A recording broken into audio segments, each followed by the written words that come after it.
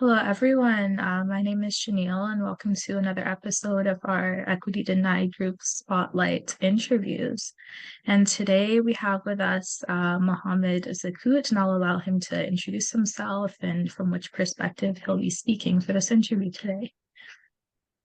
Yeah, thanks, Janielle. Hello, everyone.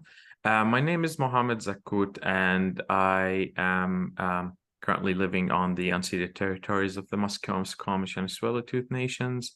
And so I am a co-director of LightWork Consulting, and we'll just be sharing a little more about it today.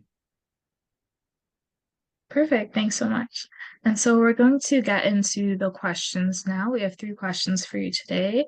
The first one being, why did you choose to pursue the social purpose organization or the cooperative model for your company?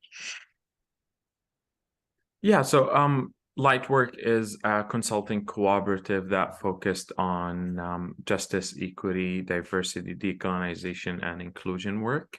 And, we started later in 2020 after George Floyd's murder, as we were inspired by the importance of supporting organizations and their missions toward equity and diversity. And one of the most important pieces about having a cooperative was accessibility.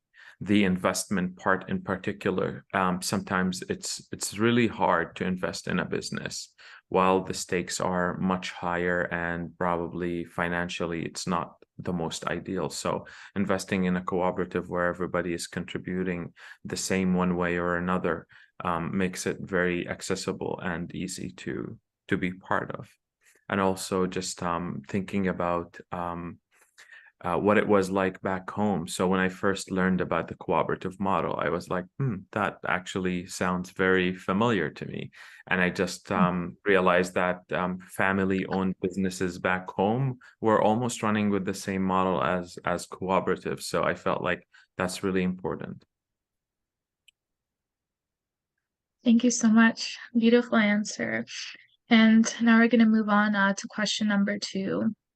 So with the social purpose organization cooperative model, what are some things that you were able to achieve that may have perhaps been more difficult with a traditional business model? If one thing that comes to my mind, it's relationships. I believe that, as most businesses think, financial gains are everything. In a cooperative model, it's the total opposite. And definitely financial gains are not the only indicator for success.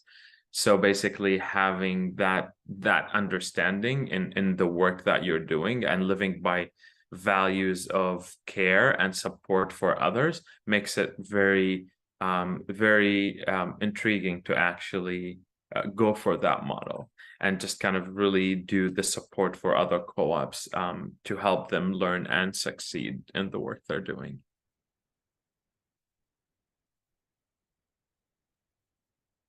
Thank you so much.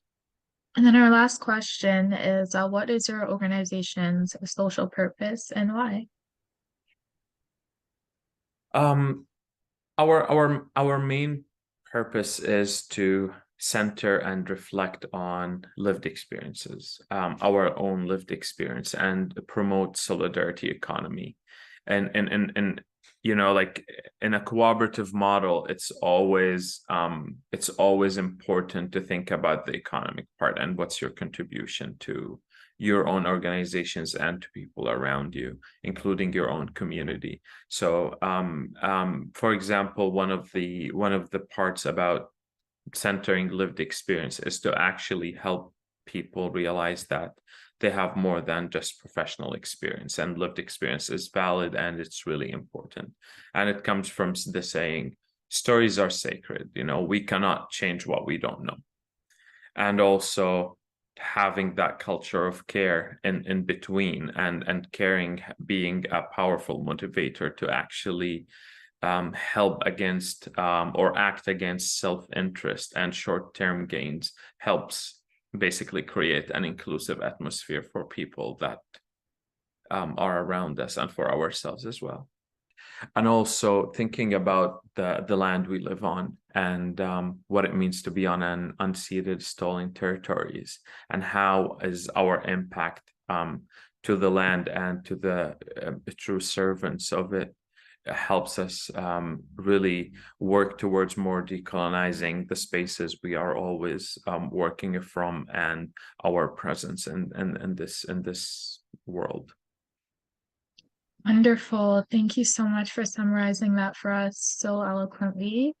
And thank you to our audience for joining another episode of our JEDDI Spotlight interviews. Thank you.